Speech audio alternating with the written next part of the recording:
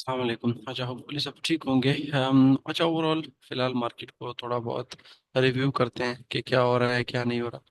अगर हम मार्केट को देख रहे हैं तो टोटली मिक्स सेंटिमेंट है। ना तो रिस्क ऑन है और ना ही रिस्क ऑफ है, क्योंकि हमें टैरिफ के फ्रंट पे भी कुछ खास न्यूज़ नहीं मिल रही, और इसके अलावा आज कोई खास न्यूज़ है भी नहीं। तो इसी वजह से ओवरऑल हम एक्सपेक्ट कर रहे हैं थोड़ी सी म्यूटेड मूवमेंट। और इसके अलावा आज कल और परसों मंथ एंड है, ठीक है। तो मंथ एंड में आप वियर्ड मूवमेंट एक्सपेक्ट कर सकते हैं, अनएक्सपेक्टेड मूवमेंट एक्सपेक्ट कर सकते हैं। वो मूवमेंट मार्केट में हो सकती है जो मार्केट में कुछ मैटर ना करे, जिसमें जिसके पीछे कोई रीजन नहीं होगी, ना फंडामेंटल कोई रीजन होगी ना कोई टेक्निकल रीजन होगी, कुछ भी नहीं होगा। बट मार्केट में वो मूवमेंट आप एक्सपेक्ट कर सकते हैं due two month and flow, ठीक है। इसके अलावा अगर इस वीक हम देख लें तो हमारे पास जो मोस्ट इंपॉर्टेंट है वो ऑस्ट्रेलियन सीपीआई फिगर्स भी है। खैर, अगर ऑस्ट्रेलियन सीपीआई फिगर्स यहाँ पे अगर हम देख लें, क्योंकि आपको पता है जो सेंट्रल बैंक है वो टोटली डिपेंडेंट होता है इन्फ्लेशन पे और जॉब्स डाटा पे। तो यहाँ पे अगर हम देख लें, आरबीए एक्सपेक्ट कर रहा है 119 बीपीएस, ठीक है। तो तकरीबन हम 5 कट्स जो है वो ऑलरेडी प्राइस्ड इन है ऑस्ट्रेलिया के लिए। तो इसका मतलब है नेगेटिविटी इसमें प्राइस्ड इन हो चुकी है, कट्स प्राइस्ड इन हो चुके हैं, मार्केट में मूवमेंट हो चुकी है 5 कट्स की। लेकिन अगर ये डाटा बेस्ट आता है, ठीक है, तो ये थोड़ा बहुत इसको पुश बैक करेगा कि नहीं, फिर 5 दफा कट करने की जरूरत नहीं है, क्योंकि इन्फ्लेशन जो है वो हाई है और वो प्रेडिक्टेबल भी है अगर सीपीआई बेटर देन एक्सपेक्टेड आता है, ठीक है। इसके अलावा फिर हमारे पास एडीपी और जीडीपी फिगर्स। अब जीडीपी फिगर्स भी इंपॉर्टेंट होंगे। क्यों इंपॉर्टेंट होंगे? क्योंकि टैरिफ लगे हैं ना। तो अब देखते हैं कि इस टैरिफ का कुछ इम्पैक्ट भी आ रहा है जीडीपी पे कि नहीं। अगर तो जीडीपी नेगेटिव में फॉल होता है तो फिर डेफिनेटली इसका मतलब है कि टैरिफ की वजह से इकोनॉमी बहुत ज्यादा वीक हो रही है। लेकिन अगर वो बेटर देन एक्सपेक्टेड होती है तो इसका मतलब है इकोनॉमी बिल्कुल रिजिलियंट है और बिल्कुल ठीक चल रही है। तो ये फिर स्टॉक, क्रिप्टो, डॉलर के लिए बहुत ज्यादा पॉजिटिव है।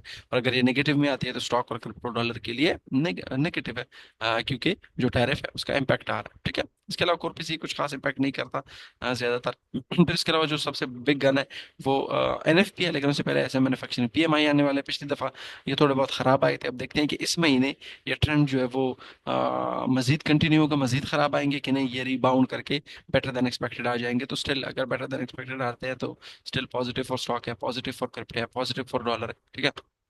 इसके अलावा फिर हमारे पास फ्राइडे को एनएफपी फिगर्स आने वाले हैं। तो ये फिर ज्यादा इंपॉर्टेंट होंगे कि अगर ये डाटा थोड़ा भी, थोड़ा बहुत भी बेस्ट आता है तो ये बिल्कुल डॉलर के लिए पॉजिटिव होगा। डॉलर के लिए पॉजिटिव क्यों होगा? क्योंकि डॉलर ऑलरेडी बहुत ज्यादा नेगेटिव है, मार्केट में इसकी नेगेटिविटी बहुत ज्यादा प्राइस्ड इन हो चुकी है, ठीक है। तकरीबन अगर आप एक महीने में देखें तो 11-12% ही गिर चुका है, ठीक है। तो थोड़ा रिलीफ रैली पर हम एक्सपेक्ट कर सकते हैं अगर हमारे पास आईएसएम पीएमआई और जो एनएफपी का डाटा है वो स्ट्रांग आता है, ठीक है। तो ये भी हो सकता है। इसके अलावा आपने एक चीज और ख्याल रखना है, जो कि अर्निंग। तो इस वीक हमारे पास मंडे को तो खैर कुछ खास नहीं है। फिर इसके अलावा अगर हम देख लें जो, अच्छा, अर्निंग को कैसे ट्रेड करना है? अर्निंग को सिंपल ही किया ना कि ये स्टॉक और क्रिप्टो में risk on risk of create कर सकते हैं। अगर बहुत ज्यादा जो बड़ी बड़ी कंपनीज है जैसे माइक्रोसॉफ्ट हो गया, एप्पल हो गया, गूगल हो गया, amazon हो गया, टेस्ला हो गया, फेसबुक हो गया, तो अगर ये कंपनीज जो है वो better than expected earning post करते हैं कि जो 3 महीने का क्वार्टर था, जनवरी फरवरी मार्च की, जितनी भी बड़ी मल्टीनेशनल कंपनी होती है वो 3 महीने की रिपोर्ट पोस्ट करती है कि हमने इन 3 महीनों में कितना प्रॉफिट कमाया, कितना लॉस कमाया है और आगे हमारा क्या ख्याल, ठीक है।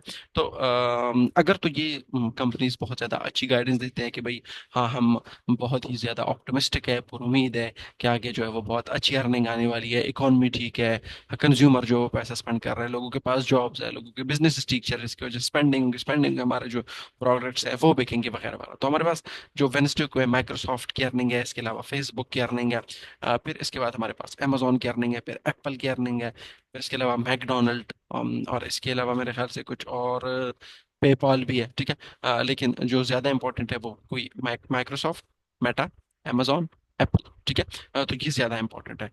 इस तरह मैकडोनल्ड ये भी। तो ये ज्यादा इंपॉर्टेंट है। अगर ये से फॉर वेंसडे को माइक्रोसॉफ्ट और मेटा अपने जो अर्निंग है वो पोस्ट करते हैं 3 महीनों की, और वो कहते हैं कि बिल्कुल भी अर्निंग ठीक चल रही है, हमने 3 महीनों में इतने पैसे कमाए हैं, एक्सपेक्टेड थे 20 बिलियन और उससे हमने ज्यादा कमाए हैं। अर्निंग पर शेयर एक्सपेक्टेड था इतना, लेकिन हमने उससे ज्यादा कमाया है। वो फॉरेक्स लाइव पे आपको पता लग जाएगा कि अर्निंग पर शेयर एक्सपेक्टेड क्या था, जो रेवेन्यू थी वो कितना परसेंट एक्सपेक्टेड थी, अर्निंग कितनी एक्सपेक्टेड थी, ठीक है। तो अगर वो बेटर देन एक्सपेक्टेड आते हैं, माइक्रोसॉफ्ट भी, मेटा भी, ठीक है, तो वो सिंपली इसकी वजह से रिस्क ऑन क्रिएट हो सकता है स्टॉक मार्केट ऊपर जा सकता है, क्रिप्टो मार्केट ऊपर जा सकता है। लेकिन अगर ये माइक्रोसॉफ्ट और मेटा अपने 3 महीनों की अर्निंग पोस्ट करते हैं और वो एक्सपेक्टेशन से खराब आती है, से फॉर 20 बिलियन एक्सपेक्टेड और इन्होंने 15 बिलियन कमाए हैं, ठीक है, और इस तरह जो फॉरवर्ड गाइडेंस है वो गलत गलत देते हैं, खराब देते हैं, गलत मुझसे बात है कि वो ऑप्टिमिस्टिक नहीं, पूरी उम्मीद नहीं होती, क्योंकि टैरिफ लगे हैं। तो टैरिफ की वजह से इकोनॉमी खराब होगी, इम्पोर्ट एक्सपोर्ट में इश्यूज आएंगे, तो इसी वजह से माइक्रोसॉफ्ट मेटा वगैरह सारी चीजें जो है वो इम्पैक्ट हो सकते हैं, या टेस्ला इम्पैक्ट हो सकता है, या एप्पल इम्पैक्ट हो सकता है, ओवरऑल बिजनेस इम्पैक्ट हो सकता है, और वो लेस ऑप्टिमिस्टिक होते हैं। तो अगर इस तरह होता है तो फिर रिस्क ऑफ क्रिएट होगा, स्टॉक मार्केट भी डाउन जाएगा, क्रिप्टो मार्केट भी डाउन जाएगा, ठीक है। इस तरह अमेजोन है, इस तरह एप्पल है, तो ये अगर खराब अर्निंग वगैरह पोस्ट करते हैं तो it will definitely create risk of sentiment, जिसकी वजह से स्टॉक मार्केट भी डाउन जाएगा, जिसकी वजह से क्रिप्टो मार्केट भी डाउन जाएगा, और हम एक्सपेक्ट करेंगे कि स्टॉक और क्रिप्टो में डाउन साइड। बाकी फिलहाल कुछ खास है नहीं ऑन एवरेज मार्केट में। आज तो खैर कोई न्यूज़ नहीं है, तकरीबन मंडे है। सिर्फ कनाडा में फेडरल इलेक्शन है, इलेक्शन को टू बी ऑनेस्ट मेरा कोई खास तजर्बा है नहीं कि इलेक्शन को कैसे ट्रेड करने की वजह से मैं इसको छोड़ रहा हूँ। तो ओवरऑल ये एक मार्केट ऊपर भी थे। जो भी आपका एज ऑलवेज कोई क्वेश्चन हो तो आप डिस्कॉर्ड में पूछ सकते